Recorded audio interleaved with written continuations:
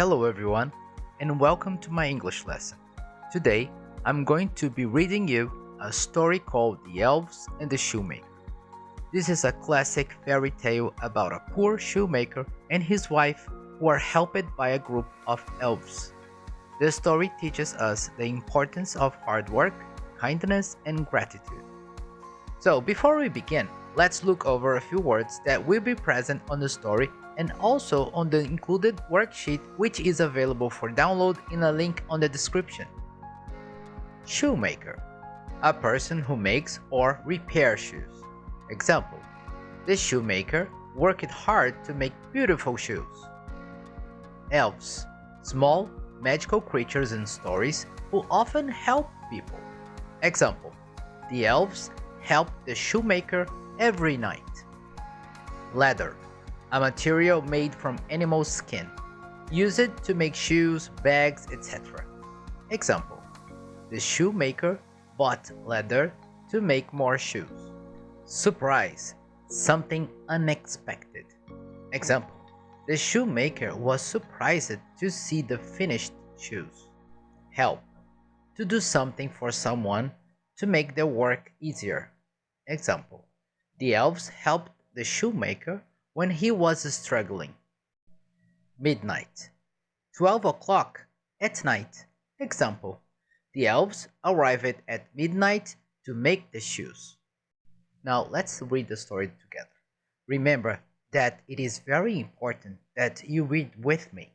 Read along out loud so you can practice your English speaking, reading, and listening at the same time. Once upon a time, there was a poor shoemaker who lived with his kind and hard-working wife. He worked very hard every day, but despite his efforts, he could only afford enough leather to make one last pair of shoes. He felt sad and worried because he didn't know how they would survive after this. One evening, the shoemaker carefully cut the leather for the shoes and left it on the table, planning to sew them the next morning. He went to bed early, hoping to feel more rested. To his great surprise, when he woke up, the shoes were already finished. They were beautifully made, with perfect stitches and a shiny finish. He couldn't believe his eyes. Later that morning, a customer came into the shop. The customer loved the shoes so much that he paid a very good price for them. The shoemaker used the money to buy more leather.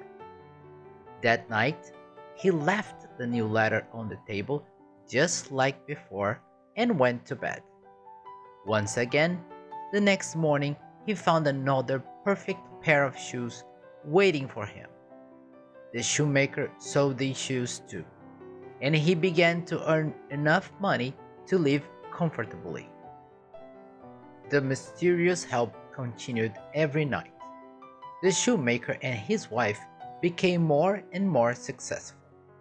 Soon, they were no longer poor and had enough money to buy better clothes and food. They were very grateful, but also curious about who was helping them. One evening, the shoemaker and his wife decided to stay awake to see what was happening. They hid behind a curtain in the workshop. At midnight, two tiny elves appeared. They were wearing old, torn clothes, but they worked quickly and skillfully, making beautiful shoes from the leather. The shoemaker and his wife watched in amazement as the elves finished their work and disappeared into the night. The shoemaker's wife said, "The elves have helped us so much. We should thank them. Let's make them new clothes and shoes to show our gratitude." The shoemaker agreed. He made two tiny pairs of shoes, and his wife sewed little shirts, pants, and hats. They worked hard to make everything perfect. The next night, instead of leaving letter on the table, they left the gifts for the elves. At midnight, the elves came again. When they saw the new clothes and shoes, their faces lit up with joy. They quickly put them on, danced around the workshop, and sang a happy song. Then they disappeared into the night and never returned. The shoemaker and his wife never saw the elves again, but they continued to be successful. They lived happily ever after, always remembering the kindness of the little elves who had changed their lives. Thanks for watching, guys. Please consider subscribe to my channel so you can practice with new stories every week. And don't forget to download the free worksheet to practice even more. See you next time.